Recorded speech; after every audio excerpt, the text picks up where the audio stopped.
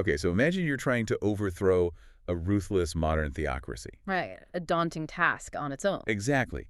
But your battle plan, like the actual blueprint you're pitching, Mhm. requires proving that the devil wears tailored Armani and runs this cosmic real estate scam. It is wildly specific Yeah? and incredibly bizarre. Right. Today, we are jumping into a deep dive on a geopolitical manifesto that it makes a Stephen King novel look like a standard tax return. Yeah, the tone is just completely unhinged. Completely. We're pulling apart a highly provocative, aggressively satirical, and honestly, just incredibly volatile blog post. Dated April 27, 2026. Yes, from a site called Barack Face. And the title alone is this absolute masterclass in thematic whiplash. Oh, read it. It's a lot. It's called The Devil's Brooklyn Bridge Mega Sale, How Iran's Diaspora Bought the Whole Damn Thing in Gold-Plated Denial. Yeah, that title. It is a deliberate provocation. Totally. It's designed to just jolt you, the reader, out of any conventional political mindset. The author is blending high-stakes international relations with these intense, mocking theological allegories. Like blending them in a blender on high speed. Exactly. We are looking at a document that attempts to diagnose the failures of the Iranian diaspora's resistance movement, but not through the lens of policy or sanctions like you normally would. Right, they ignore all that. Yeah, they do it through a deeply controversial reinterpretation of, like, 1,400 years of Islamic history. And because this text goes after the foundational theology of a major world religion so aggressively, I think we need to set some ground rules up front. Absolutely essential. Right. So for you listening, our role today isn't to play judge, jury, or theologian. No. No. We are acting as geopolitical anthropologists here. We are stepping into this highly charged, polarizing worldview just to understand the mechanics of the author's argument. Yeah, we're holding up a mirror to the text. Exactly. We want to decode how they are trying to move the masses and why they believe such incendiary rhetoric is like the only way to break a political deadlock. Without endorsing it. Yes, a crucial point. We are not taking a side, endorsing, or condemning the fire they are spitting. We're just looking at the flames. Right. Our focus is entirely on the architecture of their persuasion. So where do they start building this architecture? Well, to understand it, we have to look at the immediate trigger for the manifesto. Because the author doesn't start with ancient history. No, they start with something super recent. Right. They anchor the piece in a very modern, tangible event. A massive global street protest that supposedly took place on February 14th. And the language they use to describe this protest is instantly cynical, like right out of the gate. Oh, dripping with sarcasm. The author calls it the biggest global mobilization since sliced bread and Instagram filters. Which is such a weird grouping of words. Yeah, but they go on to note that cities worldwide lit up like a glitter bomb of righteous rage, or New Year's Eve on steroids.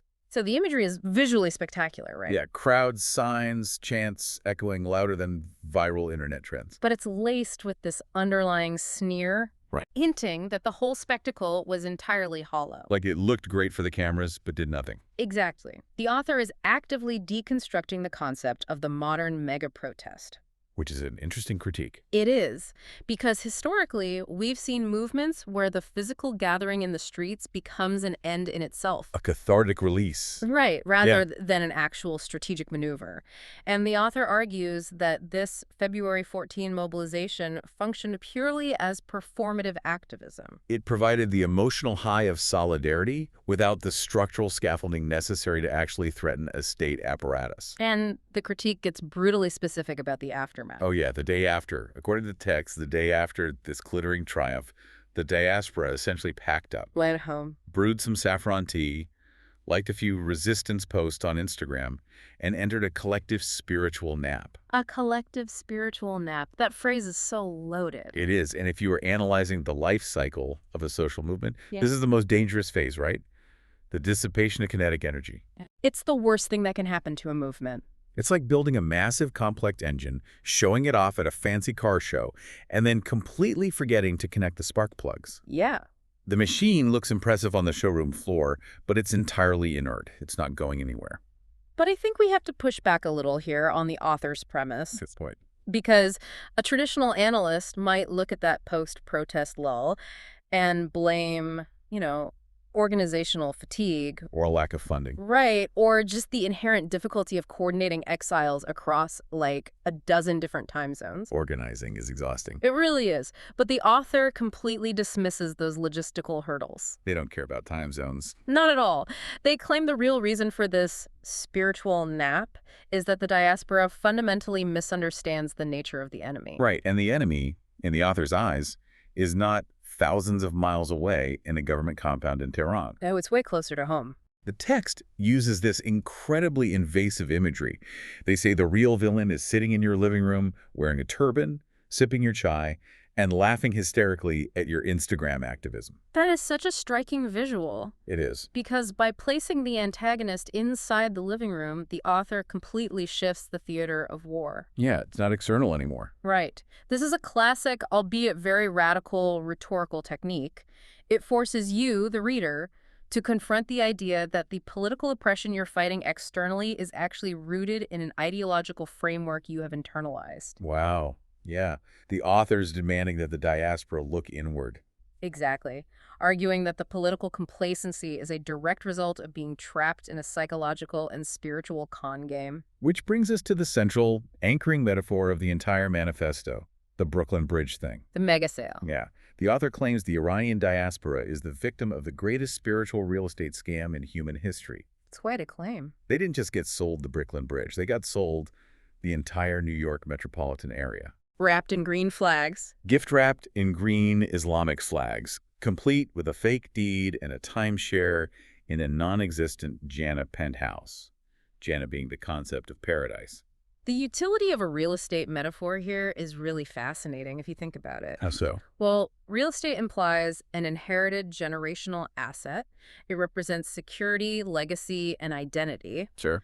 By framing the foundational religion of the region as a fraudulent real estate deal, the author is telling the diaspora that the house they've built their cultural identity upon has a forged title. Oh, that's deep. It completely destabilizes the concept of ancestral reverence. It absolutely guts it. And the author leans heavily into the financial language to describe the toll this contract takes. Right, because you don't pay for this fake penthouse in cash. No. You pay in what they call monthly mortgage payments. And those payments are brutal. The text lists them as 5 daily forehead-to-floor prostrations, lifelong tequila subscriptions, and crushed dreams. So framing the physical act of prayer as a predatory mortgage payment, it extracts all the devotion from the ritual, turning it into a humiliating physical toll extracted by a cosmic slumlord. A cosmic slumlord. That's exactly how it reads.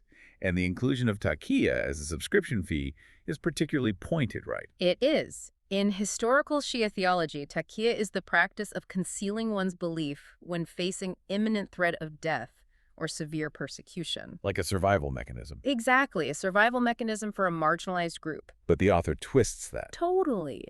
They strip away that historical context of survival and redefine it as a mandatory layer of deceit. Right. They are weaponizing a theological concept to argue that the entire system requires its adherents to constantly lie to themselves and the world just to maintain the illusion of the contract. And to pull off a scam of this magnitude, you need a legendary scammer. You do. And the author's depiction of the devil orchestrating this deal in 7th century Arabia is deeply cinematic. Like, it is dripping with satire. It's not your standard red guy with a pitchfork. No, we aren't looking at a beast with cloven hooves.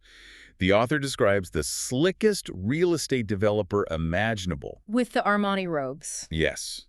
Horns buffed to a mirror shine, tail discreetly tucked into tailored Armani robes, standing on the actual Brooklyn Bridge with brimstone-scented fog machines rolling in at golden hour. It reads like a pitch for a dystopian advertising campaign. Totally. The anachronism of the Armani robes and the fog machines, it serves a very specific purpose. Which is what? It strips the origin story of Islam of any ancient mystique or divine reverence.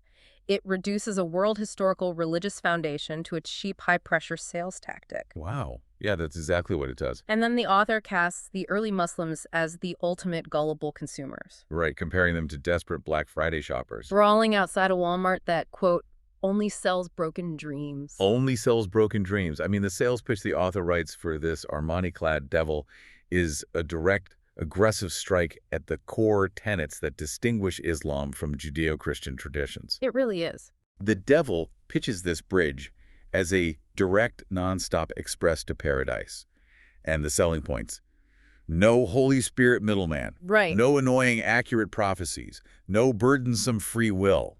Those specific omissions are the crux of the author's theological argument. They're trying to frame the religion not merely as different from Christianity or Judaism, but as a deliberate, cynical stripping down of the divine mechanism. Exactly.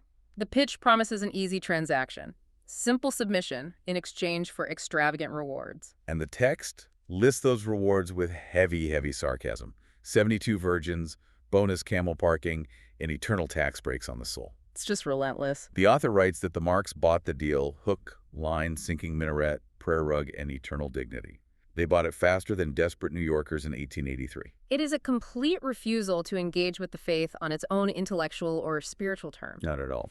And this unilateral dismissal sets the stage for what is honestly the most uncompromising section of the piece. Yeah, the theological takedown. Right. Having established the origin of the faith as a cosmic con game, the author then systematically targets the nature of God, the legitimacy of the prophet, and the religion's relationship with violence. Using rhetoric that leaves absolutely zero room for nuance or reform. None. Just a quick reminder for you listening. Again, we are unpacking the author's highly controversial claims impartially. We are not theologians. Just analyzing the text. Exactly. So the author asserts flat out that Allah is not God. Right? The text describes the deity as Lucifer doing the world's worst cosplay, wearing a dollar store beard and a name tag that reads, "Totally legit monotheism, bro." The sheer linguistic disrespect there is very deliberately designed to shock. Oh, absolutely. It's accusing the religion of cosmic identity theft. And this leads directly into the author's delegitimization of Muhammad. They claim that calling him a prophet is peak comedy. But what is crucial here isn't just the insult itself. Right. It's the mechanism the author uses to justify the insult. They establish a very rigid, hyper-literal metric for what constitutes prophecy. And the analogies used to reinforce this metric are so aggressive and mathematically focused on performance. The goldfish one. Yes. The author compares calling Muhammad a prophet to naming a goldfish Michael Phelps just because it swims fast in a tiny bowl. It's so absurd. And there's another analogy that compares it to crowning an unemployed uncle who hasn't left the couch since 1997, the Olympic gold medalist in synchronized diving. So the author is highlighting this perceived massive discrepancy between title and verifiable output. Right. Because to this author, a prophet is not a moral philosopher or a societal reformer or even a charismatic leader. No, they explicitly state that a prophet's only job is to prophesy. To predict the future with verifiable accuracy. Anything else is dismissed as a participation trophy for having charisma and good storytelling skills. A participation trophy. And the text sets up the biblical figure of Isaiah as the ultimate counterexample to this. Oh, the contrast is stark. The author claims Isaiah was dropping truth bombs that act like divine sniper fire through time itself. The language shifts so dramatically here. Yeah, from sarcastic real estate jargon to incredibly martial, militaristic terminology. Right, it's all about weapons and force. And that martial language reflects the author's view of the divine mechanism driving true prophecy. How so? Well, they describe the Holy Spirit not as a gentle, comforting presence. Or a polite angelic intern, as they put it. Right, but as an overwhelming force of cosmic dominance. The imagery is borderline comic book scale. Very superhero movie. Yeah. The Holy Spirit is described as the omniscient, omnipotent, reality-warping heavyweight champion of the universe who can bench press galaxies. It envisions a deity of raw, muscular, inescapable power. And the human prophet is merely a megaphone for that power, acting like a subwoofer the size of Mount Sinai. And against this standard, the author claims Muhammad had 0 verified prophecies. Comparing his legacy to a broken fortune cookie. So having attempted to demolish the theological foundations, the author then connects this perceived spiritual void to real-world geopolitics. Right, bringing it back to the present day. This is where we encounter the text's most explosive sociological claim. The 30% tipping point. Exactly. Regarding demographics and political violence. So the author attacks the concept of Islam as a religion of peace, arguing that this label is purely tactical camouflage. Like a chameleon. Yeah, the image of a chameleon wearing a coexist bumper sticker. But the mechanics of this camouflage, according to the author, are tied to a specific mathematical threshold. The text introduces this theory of the 30% tipping point.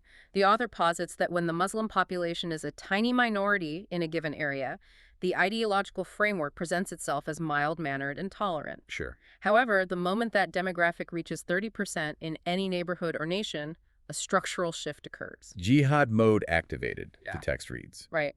The author describes the shift as turning from a mild-mannered kitten into an apex predator with a sword collection. And this demographic determinism is a frequent, highly controversial trope in certain anti-Islamic political spheres. Definitely. But the author leverages this theory to argue that the tyranny of the current Iranian regime is not a bug or some extreme interpretation of the faith. They say it is the inevitable feature of the ideology once it achieves majority power.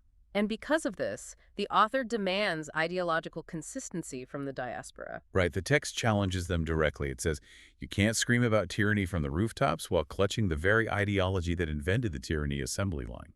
And to illustrate the perceived hypocrisy, the author compares an Iranian activist clinging to Islam to a Russian dissident who fled the Soviet Union but still walks around in a Che Guevara t-shirt. Right, worships a linen bobblehead and sings the Internationale in the shower. It's a very vivid comparison. But amidst all this relentless, scorching rhetoric, there's a very deliberate and fascinating pivot regarding who the author actually blames. Yeah, this part is unexpected. Because despite calling the religion an apex predator, the author treats the everyday, practicing Muslim with an overwhelming sense of pity rather than malice. Yes.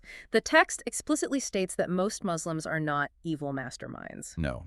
The author views the average believer as the ultimate victim of this centuries-old con game. They actually call them the sweetest, most sincere suckers on earth. It's so condescending. Extremely. The visual the author paints here is tragic, but yes, super condescending. They picture sincere believers standing in the middle of the heavily polluted East River. Oh, right. Soaked to the bone in toxic water. Absolutely insisting that it tastes like holy Zamzam water straight from paradise. By framing the masses as victims of a spiritual Stockholm syndrome, the author attempts to direct the reader's anger away from their fellow citizens. And entirely toward the theological system itself. Right. It's a calculated move to position their radical manifesto as a rescue mission rather than an act of bigotry against individuals. But this framing creates a massive logical puzzle. Strategically speaking. Huge puzzle. If the author genuinely believes the diaspora is locked in an invisible 1,400-year-old theological prison built by the devil, Right. how do they expect a political revolution to actually succeed? How do you organize a constituent assembly with people who are supposedly suffering from spiritual Stockholm syndrome? Well, the author acknowledges this barrier immediately, insisting that ideological liberation absolutely must precede political action. It has to happen first. Yes. They outline a strict sequence of events where physical military intervention is deemed utterly useless. The text is definitive on this point.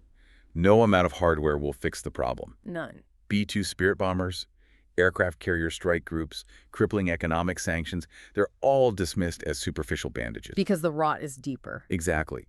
The author states that if the diaspora doesn't break its ancient love affair with the theology, any successful regime change will be completely hollow. You'll just swap one set of bearded mullah tyrants for another set of tyrants standing on the exact same fake bridge. So the author demands that the diaspora renounce the original real estate deal. The text promises that if they do this, the chains will snap like cheap prayer beads. And only then, in a state of spiritual clarity, can genuine democracy take root.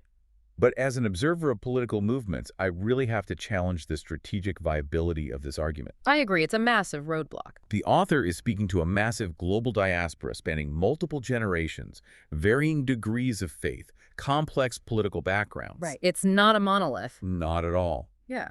If you are trying to build a massive coalition to overthrow an entrenched military theocracy, demanding that every single member completely renounce their ancestral religion, Yeah. and publicly accept that their faith is a cosmic scam run by an Armani-wearing devil, that is a catastrophic strategic bottleneck. It absolutely is. You are establishing an ideological purity test that immediately alienates millions of necessary allies. It illustrates the tension between radical ideological clarity and pragmatic political coalition building. The author views the theology as a fatal virus in the cultural operating system.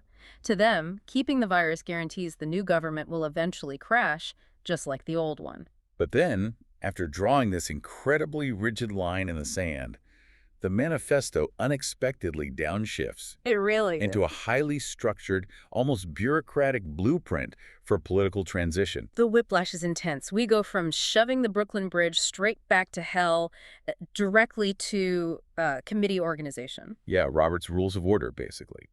The author turns their frustration toward the current state of diaspora leadership, mocking their infighting as a circular firing squad of ego. They equate the fractured nature of the opposition to an episode of The Real Housewives of Tehran, Which is funny. mocking the petty squabbles and events that supposedly end in arguments over seating arrangements. Right. The underlying message is that the diaspora is acting unserious while facing a deadly serious opponent. So to fix this, the author provides a rigid 4-point tactical playbook. Okay, let's break this down. First, they demand the formation of one massive umbrella organization. Quote, gather all the fractured groups under one tent bigger than the biggest protest you just threw. No more splinter factions. Right. Second, the convening of a proper Congress. They want leadership locked in a room, forced to negotiate and actually hammer out a unified, actionable vision. And third, the drafting of a common minimum program. The author is clearly exhausted by vague slogans of freedom. Yeah, slogans aren't enough. This program must legally bind the coalition to 4 pillars: human rights, genuine democracy, the structure of an interim government, and the drafting of an interim constitution. And fourth, a non-negotiable timeline. Free elections for a constituent assembly must be held within 12 months of enacting the plan. Wow. It's a textbook model for democratic transition, prioritizing institutional frameworks over individual personalities. But a document drafted in exile doesn't automatically topple a regime. Right. The author understands that the diaspora leadership has to connect this new framework to the population trapped inside the country. Right. Their solution is an aggressive grassroots communication siege. And the tactical shift here relies on sheer volume. The author calls for massive membership drives. And the building of durable communication infrastructure. Exactly. To launch an army capable of making 1 million phone calls, sending texts, and smuggling messages into Iran every single week. 1 million a week. It is an attempt to drown out the state media apparatus through overwhelming, decentralized peer-to-peer contact. But what exactly are these million voices supposed to be saying? Good question. Yeah. The author brings the tactical operation right back to the central spiritual metaphor. Right. The message the diaspora must flood the country with is, the bridge is fake, the water is cold, come out, the spell can be broken. So the logistics are incredibly modern: mass texting, digital smuggling. But the core message remains a profound metaphysical challenge. It's an attempt to break the psychological hold of the regime on an individual level. Yes. And the author concludes this section with a blunt appeal to Iranian historical pride. They remind the diaspora and the people within the country that their ancestors invented chess.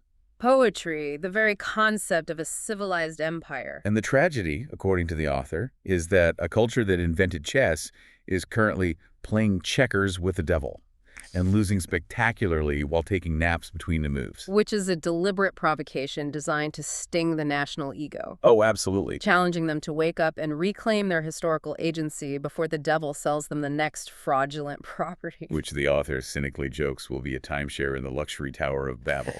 So we have traversed a document that swings violently from cosmic spiritual warfare and aggressive demographic theories to municipal organizing and mass telecommunications strategies. It's a wild ride.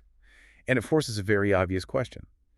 Who has a mind that operates on all these disparate frequencies simultaneously? Right. Who writes a treatise demanding the spiritual dismantling of Islam alongside a constituent assembly timeline? Exactly. Who is Barackface? Well, the context provided by the source material gives us a startling window into the author's broader philosophy. The blog itself is the key to understanding this ideological synthesis. Right at the top of the blog, the author establishes a very specific and honestly somewhat surprising political credential. They claim, I was Barack Obama's first full-time volunteer in New York City. Which instantly anchors the author in the world of modern, grassroots, data-driven American political organizing. It explains their obsession with membership drives, massive phone banking, and structural coalition building. But the scale of the blog suggests a mind that has evolved far beyond traditional campaign politics. The archive is massive. It spans back to 2004 with millions of page views. This indicates a deeply entrenched, highly prolific thinker who has spent 2 decades constructing a comprehensive worldview. And that worldview comes sharply into focus when we look at the library of books the author heavily promotes on the site. Oh man, reading the titles feels like stepping into a Silicon Valley futurist convention. It really does. We see titles like Lumina AI, The Trillion-Dollar Sun, Precygenetics, the technology that lets us watch life think, and agentic AI, set to explode in 2026. So the author is demonstrably obsessed with the absolute bleeding edge of technological advancement. They view artificial intelligence and genetic engineering not merely as tools, but as epoch-defining forces that will fundamentally rewrite human civilization. But it gets weirder and infinitely more fascinating. Mixed right in with the AI manuals are titles dedicated to obscure eschatology. Yeah, the religious element comes back. We see Kalkiism, the economic and spiritual blueprint for an age of abundance and the last age. Lord Kalki, prophecy, and the final war for peace. This is the crucial intersection. Explain the Kalki part for us. Okay, so in Hindu eschatology, Kalki is the prophesied final avatar of Vishnu. Kalki appears at the end of the Kali Yuga. The Dark Age. Exactly, the darkest, most degenerate epoch of human history. And Kalki arrives riding a white horse with a blazing sword to destroy the old order and usher in a new era of purity and divine law. So let's synthesize this. We have an author who learned political mobilization from the Obama campaign. Right. Who writes manuals on the explosive economic power of agentic AI, and who frames their economic and spiritual blueprint around the Hindu avatar of apocalyptic destruction and renewal. When you put all those pieces together, the Iran Manifesto suddenly makes a twisted kind of sense. It really does. It reveals a deeply systems-oriented, almost programmable view of human society. The author looks at the Middle East and doesn't just see a political conflict. They see a corrupted operating system. Yes. They view the 1400-year-old theology as bad code, a malicious virus that ensures any government running on it will inevitably produce tyranny. And to someone waiting for agentic AI to explode and usher in an age of abundance driven by a trillion-dollar sun, a theocracy stuck in 7th century theological debates isn't just politically oppressive. No, it is an active anchor dragging human evolution backward. So their extreme rhetoric, calling Allah the devil and demanding total theological renunciation, is their version of the Kalki avatar arriving with a blazing sword. They believe you cannot patch the corrupted code. You must entirely wipe the hard drive. The author demands total integration. Politics, spirituality, and technology must align perfectly to survive the coming technological epoch. If the spiritual foundation is a scam, the entire society will collapse under the weight of the future. That is why they are yelling at the diaspora to stop playing checkers. They believe the stakes are existential, requiring a complete psychological and spiritual paradigm shift before any new political structure can survive. It is a relentlessly demanding, incredibly volatile worldview. We've traced the architecture of this argument from the critique of the post-protest spiritual map, through the deeply controversial Brooklyn Bridge theological takedown, into the strict constituent assembly playbook, and finally into the mind of a tech-obsessed futurist acting as an ideological wrecking ball. It provides a profound case study in how fringe political thought attempts to synthesize ancient grievances with modern tactical frameworks. It certainly does. Which leaves us with a critical question to consider as you, the listener, encounter resistance movements and geopolitical strategy in the real world. Right. When a modern movement relies on mobilizing a massive, incredibly diverse diaspora of people from different backgrounds, varying levels of faith, and complex, nuanced political leanings, how do rigid, deep-seated theological arguments impact that mobilization? If a political manifesto demands the outright public renunciation of a 1400-year-old faith as a mandatory prerequisite for joining the fight for democracy, are they identifying the true, invisible root of the tyranny? Are they cutting out the cancer that guarantees the failure of future governments? Or, by establishing such an uncompromising radical purity test, are they setting an impossible bar for liberation? Are they actively ensuring that the opposition coalition remains fractured because the psychological and spiritual price of admission is simply too alienating for the average person to pay? It is the ultimate tension between the desire for an ideologically pure revolution and the messy, pragmatic reality of building a coalition wide enough to actually win. If you are organizing a movement, you must inevitably ask yourself, if the ridge you are standing on is swaying and the danger is imminent, do you truly need every single person to agree on the theological identity of the architect before you can convince them to run to safety? A vital question for anyone analyzing the mechanics of revolution. Thank you for joining us on this intense, complex deep dive into the Barak Face Manifesto. It is a potent reminder to look closely at the underlying architecture of persuasion, to understand the worldviews driving the rhetoric, and to constantly question the information and the metaphors shaping our world.